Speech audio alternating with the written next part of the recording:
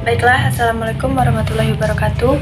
Perkenalkan, nama saya Anissa dari kelas 2D PGSD dengan NIM 22014113888. Nah, di sini saya akan menjelaskan tentang evaluasi kurikulum. Evaluasi kurikulum memegang peran penting baik dalam penentuan kebijakan pendidikan pada umumnya maupun pada pengambilan keputusan dalam kurikulum. Dalam pengembangan kurikulum, evaluasi ini merupakan salah satu komponen yang paling penting dari tahap yang harus ditempuh oleh para guru untuk mengetahui kearifan kurikulum. Jadi maksudnya ini kurikulum ini berperan penting bagi pengembangan kurikulum. Baiklah, selanjutnya ada fungsi evaluasi. Fungsi evaluasi ini dibagi menjadi 4. Yang pertama ada perbaikan, penempatan, penyebaran, serta penelitian dan pengembangan. Yang pertama ada perbaikan. Kurikulum ini berfungsi memperbaiki isi program, pelaksanaan, dan evaluasi. Yang kedua, penempatan.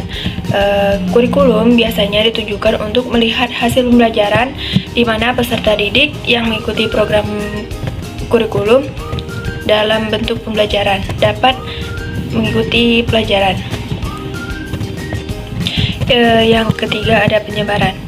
Kurikulum biasanya dilaksanakan dalam rangka memberi perlawanan secara merata setiap satuan pendidikan dan jenjang pendidikan, baik perkotaan maupun pedesaan. Jadi maksudnya ini kurikulum disebarkan baik di desa maupun di perkotaan. Yang keempat ada penelitian dan penelitian dilaksanakan guna melihat dampak atau perubahan yang terjadi di masyarakat, guna melihat kurikulum tersebut dapat diterima atau tidak, atau bahkan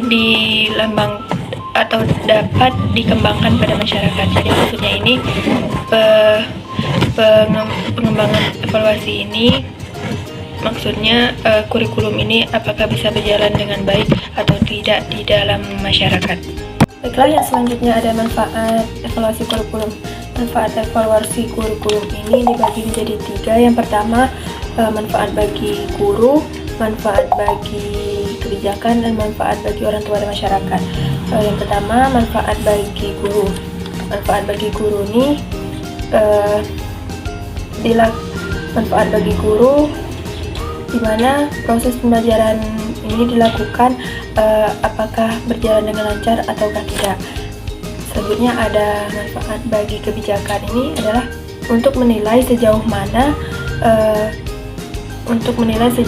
kurikulum itu berjalan di sekolah. Yang ketiga,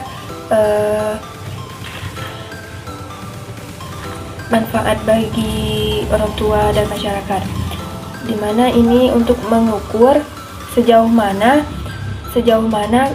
kurikulum itu terlaksana, apakah berhasil dengan nyata atau tidak pada masyarakat sesuai dengan harapan masyarakat dan orang tua. Baiklah, selanjutnya ada prinsip-prinsip evaluasi kurikulum. Prinsip-prinsip evaluasi kurikulum ini mencakup 6. Yang pertama, tujuan tertentu, bersifat objektif, bersifat komprehensif, bersifat kooperatif dan tanggung jawab, efisien, serta berkesinambungan. Yang pertama ada tujuan tertentu. Tujuan tertentu ini maksudnya adalah tujuan pendidikan harus terarah dan sesuai dengan apa yang sudah ditentukan. Yang kedua ada bersifat objektif. Bersifat objektif ini maksudnya adalah kurikulum harus sesuai dengan kenyataan yang bersumber dari nyata dan fakta. Yang ketiga ada bersifat komprehensif. Evaluasi kurikulum ini mencakup semua dimensi atau aspek yang terdapat dalam ruang lingkup kurikulum. Yang keempat ada komprehensif dan bertanggung jawab, di mana guru-guru, kepala sekolah dan orang tua bertanggung jawab terhadap dalam proses pendidikan. Yang kelima, efisien, di mana kurikulum ini harus menggunakan dengan waktu dan biaya dan tenaga sebagai penunjang keberhasilannya kurikulum.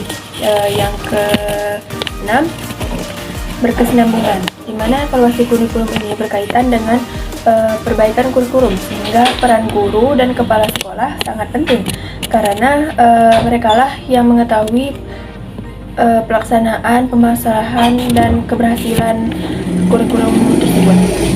Baiklah, itu saja yang dapat saya sampaikan.